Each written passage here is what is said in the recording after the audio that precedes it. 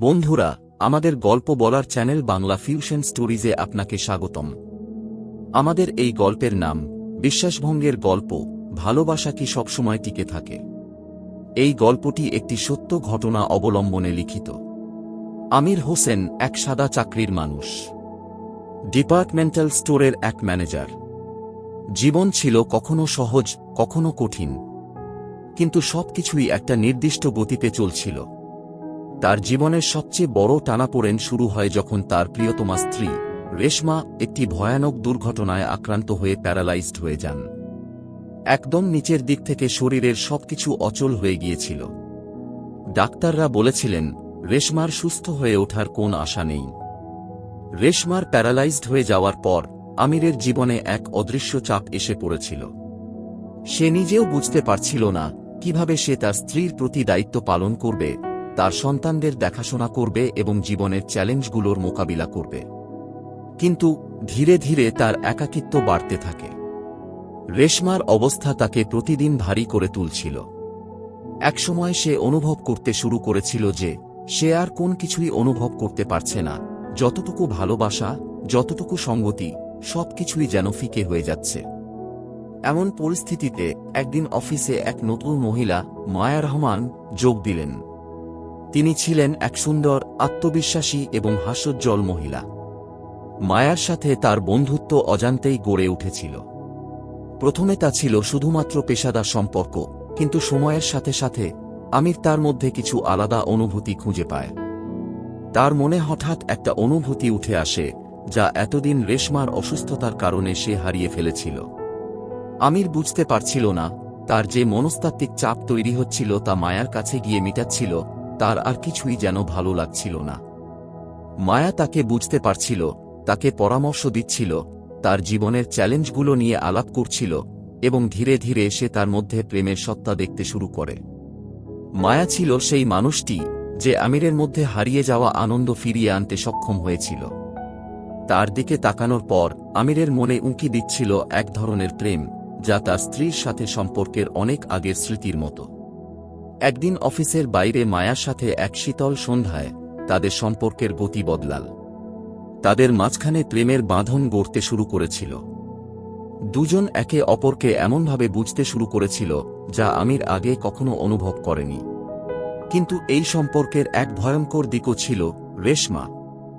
রেশমার অজান্তে তার জীবন বয়ে চলছিল, অথচ তার স্বামী অন্য একটি জীবনের দিকে তাকিয়েছিল। এভাবে আমির ধীরে ধীরে দুই পৃথক জীবন যাপন করতে শুরু করে, একটি তার স্ত্রীর জন্য আর অন্যটি তার নিজের জন্য। আমিরের জীবনে এই দ্বৈত জীবন চালিয়ে যাওয়ার শুরুতে কিছুটা অপরাধবোধ ছিল। সে জানত রেশমার প্রতি তার দায়িত্ব অক্ষুণ্ণ রেখে অন্য কোনো মহিলার প্রতি আকর্ষণ অনুভব করা একেবারেই ন্যায়সঙ্গত নয়। কিন্তু তারপরও যখন মায়া তার পাশে ছিল, তার মনে হতো যেন সবকিছু ঠিক হয়ে গেছে। মায়ার সাথে তার সম্পর্ক গড়ে উঠছিল এমন এক সময় যখন সে নিজেই বুঝতে পারছিল না সে সত্যিই কোথায় দাঁড়িয়ে আছে। রেশমা যখন শয্যাশায়ী, তখন বাড়ির প্রতিটি কাজ তার উপর পড়েছিল। ছেলে মেয়ে, সংসারের খরচ এবং রেশমার সেবা সবকিছুই আমিরের কাঁধে ছিল। সে নিজেকে একা মনে করছিল, কারণ রেশমা তার সঙ্গ দিতে পারছিল না, শুধু শয্যায় শুয়ে থেকে তার সাহায্যের অপেক্ষায় থাকত। একদিকে তার স্ত্রীর শারীরিক অবস্থা এবং অন্যদিকে অফিসের কাজের চাপ, সবকিছুই তাকে এক ধরনের মানসিক অবসাদে ফেলে দেয়। মায়ার উপস্থিতি আমিরের জীবনে এক রিফ্রেশিং এয়ার হয়ে এসেছিল। মায়া তাকে এমনভাবে বুঝত যা রেশমা তার শারীরিক অবস্থার কারণে করতে পারছিল না। মায়ার হাসি, তার কথা, তার স্পর্শ সবকিছু আমিরের মনে এক অজানা সান্ত্বনা এনে দিয়েছিল। একদিন মায়ার সাথে একান্তে সময় কাটানোর পর আমির জানত যে সে ভুল পথে হাঁটছে। কিন্তু তখন তাকে আরেকটি ভাবনা কুড়ে কুড়ে খাচ্ছিল, তাকে কি এই সম্পর্কটিকে সমাপ্ত করতে হবে, নাকি সে তার বর্তমান বাস্তবতাকে পালিয়ে যাবে। রেশমা, যা কখনো আমিরকে প্রশ্ন করতে পারত না, সে এক সময় একটু একটু করে বুঝতে শুরু করেছিল কিছু একটা পরিবর্তন ঘটছে। আমির যখন ঘরে থাকত, তার মনটা আর আগের মতো ছিল না। একদিন রেশমা ধীরে সুস্থে আমিরকে বলেছিল, তুমি কি কিছু ভিন্ন অনুভব করছো? মনে হচ্ছে কিছু একটা ঠিক নেই। এই কথা শোনার পর আমিরের কাঁধে আরও ভারী বোঝা এসে পড়েছিল। সে জানত রেশমার মনোযোগ অদৃশ্যভাবে তার দিকে ফেরার চেষ্টা করছে, কিন্তু সে কি সত্যি রেশমাকে এভাবে কষ্ট দিতে পারে?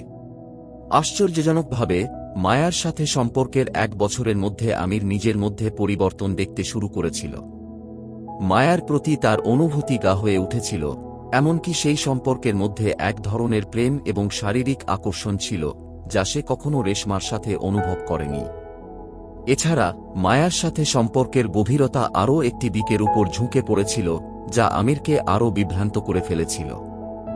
মায়া তাকে একজন পুরুষের মতো অনুভব করাত, এক পুরুষ হিসেবে তার শ্রদ্ধা ছিল, কিন্তু রেশমার প্রতি তার ভালোবাসা আগের মতোই ছিল, তবে সে কোনোদিন খোলামেলাভাবে প্রকাশ করতে পারেনি। এবং একদিন এক রাত আমির যখন মায়ার কাছে ছিল, তখন তার মন আরও গভীর দোটানায় পড়ে গিয়েছিল। তার নিজের ভিতরে এক ভয়ঙ্কর অপরাধবোধ জন্ম নিয়েছিল।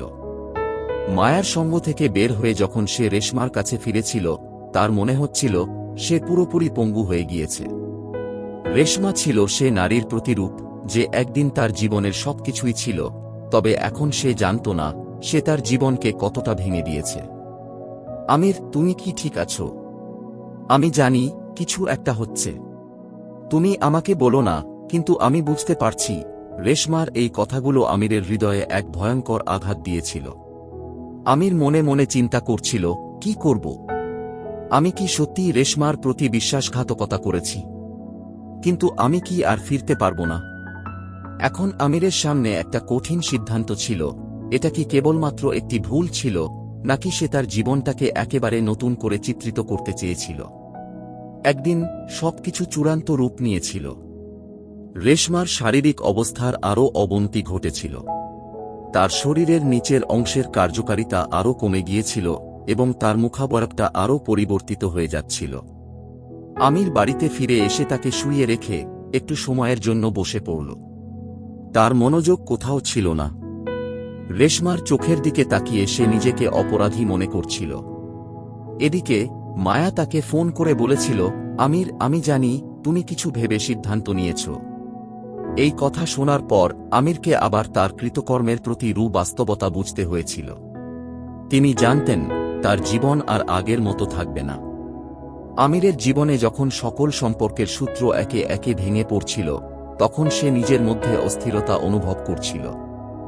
রেশমার শারীরিক অবস্থা আরও খারাপ হচ্ছিল এবং সে চরম একাকিত্বের মধ্যে বন্দী ছিল। একদিকে তার স্ত্রীর অসহায় অবস্থা, অন্যদিকে মায়ার প্রতি আকর্ষণ, এমন একটি দ্বিধা সৃষ্টি হয়েছিল যা তাকে প্রতিদিন আরও বেশি করে ভেতরে ভেতরে পুড়িয়ে যাচ্ছিল। মায়ার প্রতি তার অনুভূতির গভীরতা দিনে দিনে বাড়ছিল। মায়ার চোখে, তার হাসিতে এমন কিছু ছিল যা আমিরকে মুগ্ধ করত। মায়া তাকে এক ধরনের পুনর্জীবন দিচ্ছিল, যেন তাকে নতুন করে তার পুরুষত্ব মনে করিয়ে দিচ্ছিল। কিন্তু সে জানত এই সম্পর্ক তার জন্য এক বিপদসংকুল রাস্তা। এই সম্পর্কের অবশ্যম্ভাবী পরিণতি সম্পর্কে সে জানত, কিন্তু সে কোন না কোনভাবে নিজেকে বুঝিয়ে যাচ্ছিল এটা শুধুই তৃপ্তি, কিছুই না। এদিকে রেশমা জানত কিছু একটা পরিবর্তন ঘটেছে। তার চোখে অসীম বিশ্বাস ছিল, অথচ তার পাশে যে মানুষটি ছিল সে নিজেই তার সঙ্গ থেকে পালাচ্ছিল। রেশমা একদিন তার স্বামীকে বলেছিল, আমির, আমি জানি তুমি কিছু লুকাচ্ছ। আমি আর কিছু বলতে চাই না। আমি জানি আমার শরীর এখন তোমার চাহিদা মেটাতে পারবে না, কিন্তু আমার হৃদয় এখনও তোমার। এই কথাগুলি আমিরের ভেতর বোমার মতো বিস্ফোরিত হয়েছিল। তার স্ত্রীর চোখে এক নিষ্পাপ বিশ্বাস ছিল যা আমিরের হৃদয়ে আরও গভীর অপরাধবোধ সৃষ্টি করছিল। সে তার স্ত্রীকে দেখছিল যে জীবনের সবচেয়ে কঠিন মুহূর্তে এক অদৃশ্য শক্তি দিয়ে তাকে সহ্য করছে, অথচ সে নিজেই অন্য এক মহিলার সাথে সময় কাটাচ্ছিল।